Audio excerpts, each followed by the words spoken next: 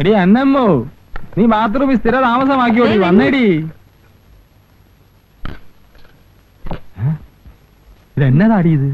നീ ഇതിനകത്ത് എങ്ങനെ കേറി? ഇതാരുടേതാ? ശ്രീദേവി കൊച്ചിന്റെ ചൂണ്ടിയതാ. എനിക്കെങ്ങനുണ്ട്? സത്യം പറയാവല്ലോ, നിനക്ക് മുണ്ടും ചട്ടയവാ ചേർച്ച. ഇക്കാലത്തെ പെണ്ണുങ്ങൾ ഇത് വിട്ടോണ്ടാ രാത്രി കിടന്നുറങ്ങുന്നേ. ഇതാ സുഖം. നിങ്ങൾക്ക് ഇതൊന്നും പറഞ്ഞാൽ മനസ്സിലാവുകയില്ല.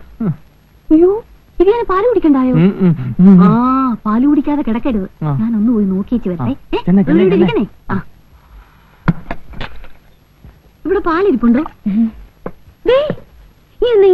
ഇല്ല, ഇത് ഇവിടുത്തെ കുഞ്ഞിന് കൊടുക്കാനുള്ള. അത് പോട്ടെ, അത് സാരമില്ല.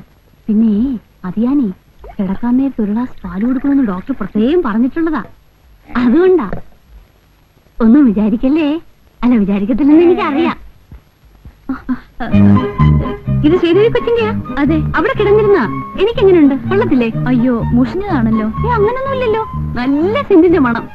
ഇത് ഞാൻ എടുത്തോട്ടെ? ഒന്നും വിചാരിക്കല്ലേ. അല്ല, എനിക്കറിയാം.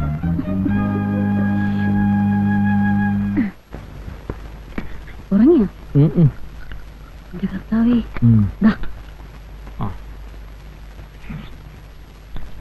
എന്നതാടി ഒരു വെള്ളത്തിന്റെ ചൊവ്വ?